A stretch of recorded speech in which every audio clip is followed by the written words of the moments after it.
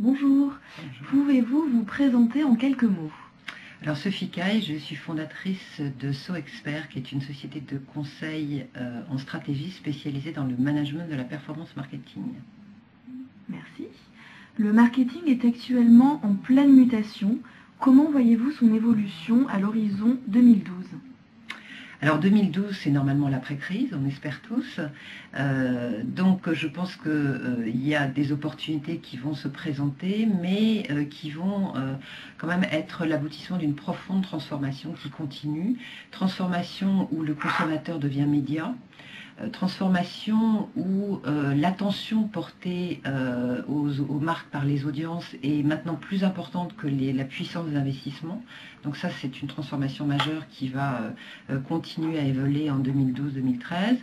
Et puis, transformation parce qu'après crise, dans les attentes des entreprises vis-à-vis du marketing, attentes qui à mon avis sont sur deux enjeux. Le premier, c'est une création de valeur ajoutée par l'innovation. Le marketing doit apporter l'innovation. Et un deuxième qui est le marketing doit apporter une valeur ajoutée de contribution à l'atteinte du chiffre d'affaires de l'entreprise, et ça de façon mesurable. Comment trouvez-vous l'équilibre entre règne du ROI et satisfaction d'un consommateur de plus en plus difficile à séduire? Je crois qu'il y a un point de rencontre, et ce point de rencontre, c'est grâce aux nouvelles technologies, notamment la technologie 2.0. Aujourd'hui, ces technologies permettent une interactivité avec le consommateur et donc permettent d'attirer son attention, de le séduire, non pas en ayant une prise de parole forte forcément de la marque, mais en tous les cas en rentrant dans une conversation. Donc les aspects de satisfaction des consommateurs changent énormément grâce à ces nouvelles technologies. Et la très bonne nouvelle pour le ROI, c'est que ces technologies sont relativement peu coûteuses. C'est plus à nouveau qu'une question de force de frappe, c'est plus une question de culture d'entreprise, une question de participatif, d'engagement, de discussion avec les consommateurs et de rééquilibre. Donc je crois qu'il y a vraiment une bonne nouvelle avec ces nouvelles technologies, avec cette manière maintenant d'interagir avec ces publics qui fait que pour des investissements relativement peu coûteux, on peut obtenir un vrai engagement des consommateurs, une vraie discussion avec les consommateurs et retrouver cette satisfaction qui est leur attente première. Et en plus de ça, le faire de manière extrêmement mesurable parce qu'à nouveau, les nouvelles technologies, tout ce qui est online, c'est traçable, analysable, mesurable et donc bon pour le ROI. Quel rôle, selon vous, doit jouer le décideur marketing dans l'entreprise? Le décideur marketing, c'est un chef d'orchestre.